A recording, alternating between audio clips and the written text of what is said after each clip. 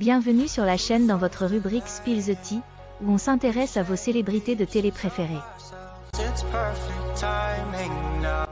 Au sommaire, on retrouve le clash entre Manon Tanti et le couple Camila Noré dû au comportement de Noré envers Julien dans le cross.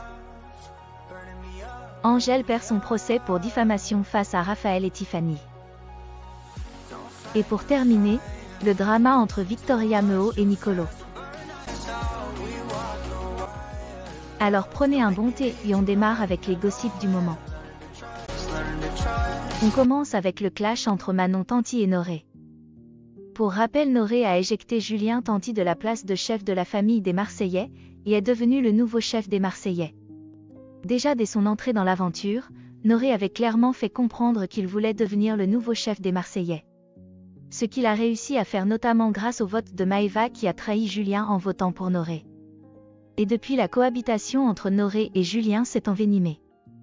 Entre clash et dispute, le couple Noré et Camila règne en maître dans la villa. Jusqu'à présent, Manon Tanti, la femme de Julien et ancienne Marseillaise, n'avait pas encore pris la parole. Mais après un extrait du dernier épisode du cross où Noré agresse verbalement Julien, l'accusant de ne pas lui répondre quand il s'adresse à lui. Les propos de Noré ont été très durs et vulgaires, ce que Manon n'a pas apprécié et a décidé de répondre cash à Noré. Là, je viens de voir un extrait sur W9 Instagram de Noré qui dit à mon mari plusieurs fois: t'as pas de couilles, t'as pas de couilles, t'as pas de... Ça va une fois, déjà dans l'épisode d'hier, 2 fois, 3 fois.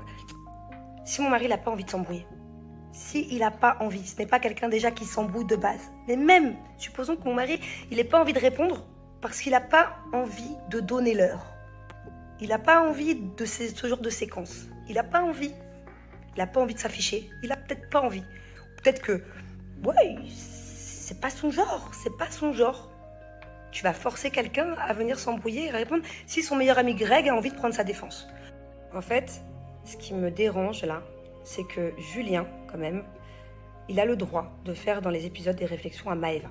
Il a même le droit de faire des réflexions à Maëva. Il a quand même le droit de lancer des petits pics à Maëva. Enfin, je sais pas, c'est de bonne guerre à ce moment-là. Et Noré, il intervient, il dit: moi, en tant que chef, je n'accepte pas que tu fasses des réflexions à Maëva. Mais je comprends pas. Et moi, en tant que chef, je n'accepte pas que Greg parle à ta place.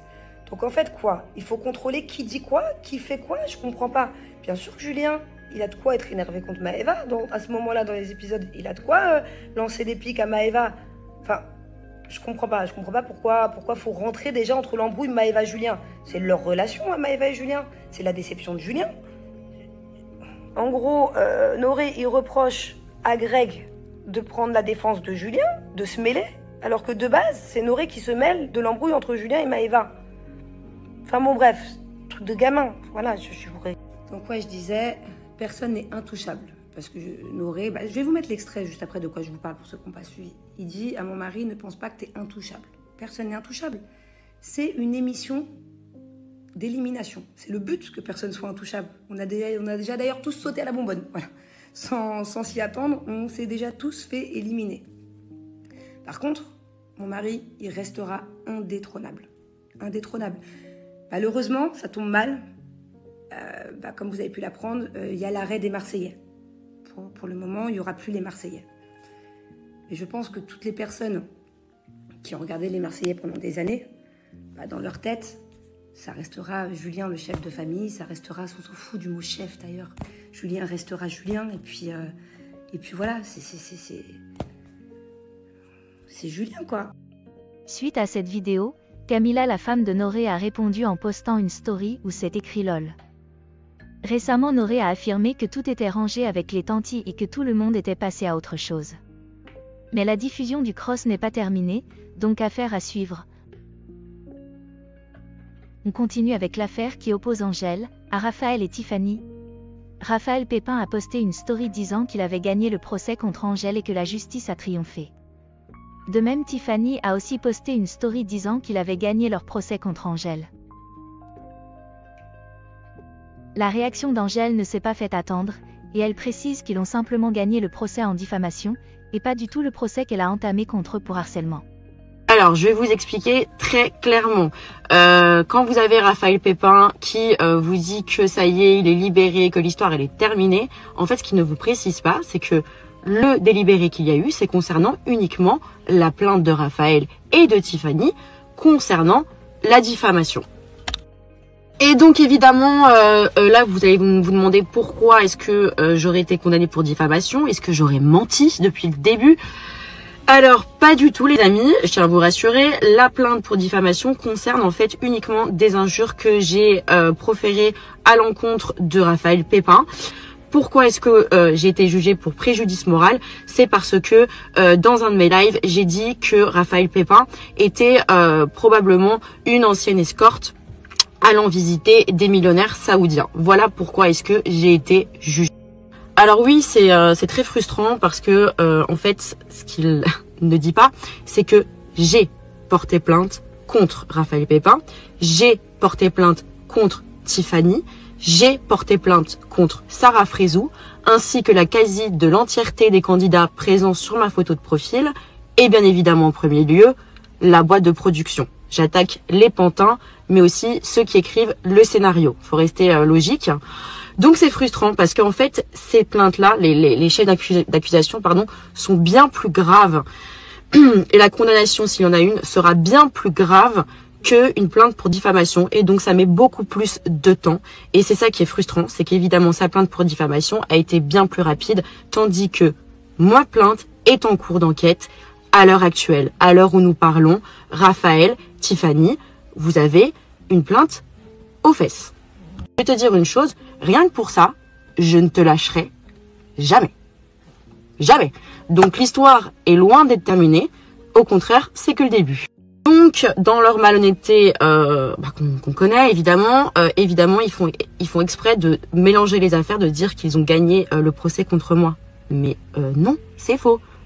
J'ai été jugée pour une amende, pour préjudice moral, pardon. Donc c'est une amende que j'ai reçue. D'ailleurs, on est parti d'abord sur un montant de 25 000 €, sauf qu'en réalité, j'ai fait opposition parce que je n'avais jamais été touchée juridiquement, contrairement au mensonge qui avait été dit. Je n'ai jamais ignoré un huissier ou quoi que ce soit. Un huissier se doit de laisser un avis de passage qui n'avait pas été fait. Et c'est pour ça que j'ai pu annuler le procès. Oui, oui, oui. Et c'est pour ça qu'on est passé de 25 000 € à une amende.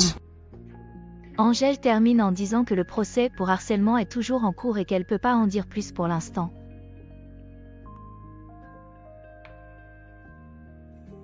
On termine avec le drama du moment, l'histoire entre Nicolo et Victoria. Tout a commencé lorsqu'une photo a fuité où on voit Victoria en train d'embrasser son ex Bastos à Paris dans un hôtel. Alors que normalement Victoria est censée être en couple avec Nicolo. Tout de suite Nicolo a posté une story disant qu'il était complètement choqué de ce qui se passait. Voyant l'ampleur de la situation et au message de haine qu'elle recevait, Victoria a pris la parole disant qu'elle et Nicolo avaient rompu et qu'elle avait déjà tourné la page de cette histoire. Pour remettre les choses dans son contexte et juste se rappeler que j'ai pas tué votre mère parce que j'ai pas l'impression de mériter toutes les insultes que je suis en train de recevoir, sachant que vous avez ni les tenants ni les aboutissants. D'ailleurs, les blogueurs qui disent que je suis en couple avec Bastien et tout, vous êtes des malades, je suis pas du tout en couple avec Bastien. J'ai juste embrassé mon ex en soirée parce que on avait un peu trop bu et j'ai embrassé mon ex. Voilà, je suis plus avec mon mec, donc déjà, j'ai rien fait de condamnable. Maintenant, si le timing vous plaît pas, ça c'est vraiment votre problème, mais c'est pas le mien. Mais après, je m'en excuse parce que moi je voulais pas que ça soit affiché publiquement, mais je m'en excuse vis-à-vis de Bastien, vis-à-vis de Nicolo. Mais pas vis-à-vis des gens qui me critiquent. Genre ça, vraiment, je suis sûre que vous faites pas mieux en plus. Donc voilà. Et puis, avec Nicolo, franchement, je vous dis la vérité, je vais pas vous annoncer ça en pleurs et tout, parce que c'est une situation, aujourd'hui, avec Nicolo, ça fait un moment que j'ai digéré la rupture. Mais Nicolo est revenu en story disant que c'était faux et qu'il ne savait pas qu'il avait rompu. Quand elle dit depuis un moment, pour moi ça veut dire depuis un bon moment quand même, plusieurs jours, plusieurs semaines, pas quelques heures. Quand elle dit ça fait un moment que j'ai digéré la rupture, quelques heures. C'était une digestion rapide quand même. Ce qui confirmerait que Victoria l'a trompé avec son ex Bastos. Un drama qui n'est qu'à son début. Alors qu'en pensez-vous ? C'est tout pour ce numéro Spill the Tea. Si vous avez aimé, n'oubliez pas de liker la vidéo et de vous abonner à la chaîne. Nous on se retrouve bientôt dans un nouvel épisode Gossip.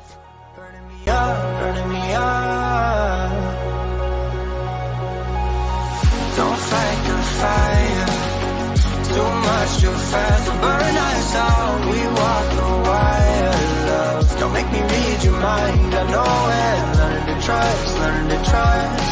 It's never enough, never enough. Burning me up, burning